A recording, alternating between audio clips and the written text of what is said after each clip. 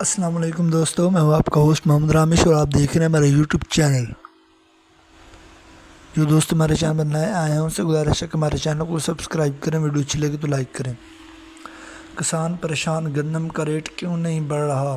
گندم کی قیمت بڑھے تو آٹے کی قیمت بڑھ جاتی ہے۔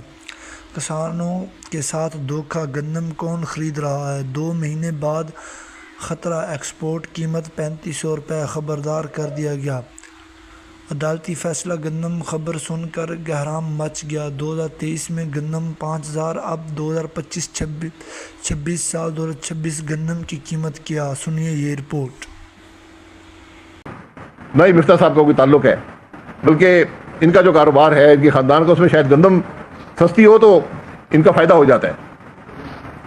لیکن میں نے بہت سے لوگوں سے پوچھا ہے، ہر ایک نے مجھے بتایا کہ قیمت جو پڑتی ہے گندم کاشت کرنے کی 3000 روپے کے لگ بھگ پڑتی ہے، اور آپ کے سامنے جو چیزیں استعمال ہوتی ہیں،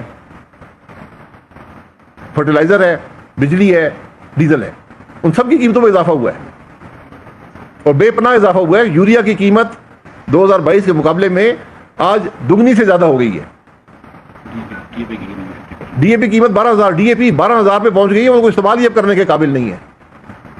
یوریا کا یہ حال ہے کہ پہلی دفعہ پاکستان کے اندر یوریا کی میز کا سرپلس ہے۔ جو پروڈکشن تھی وہ استعمال ہی نہیں ہو سکی کیونکہ فارمر خریدنے کے قابل نہیں رہا۔ یہ سب باتیں ملک کی معیشت پر اثر انداز ہوں گی۔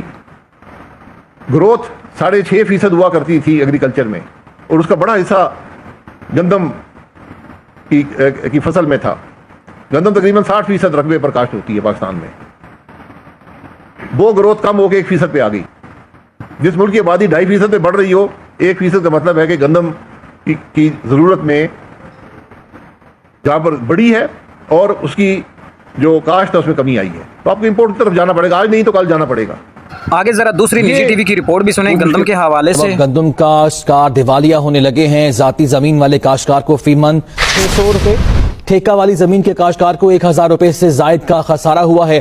گندم مارکیٹ کریش ہونے سے دیہی معیشت بدترین تنزلی کا شکار ہے۔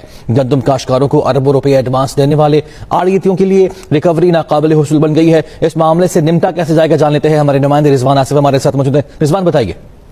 جی، پنجاب میں گندم خریداری کا جو بحران ہے اس کی تباہ کاریاں جاری ہیں، اور جنوبی پنجاب میں لاگت کاشت پوری نہ ہونے کے سبب گندم کاشتکار جو ہیں وہ دیوالیہ ہونے لگے ہیں، اور انہیں اپنے جن کو قرضہ ادا کرنا ہے ان کو کہنا شروع کر دیا کہ ہمارے پاس قرض واپسی کی رقم نہیں ہے۔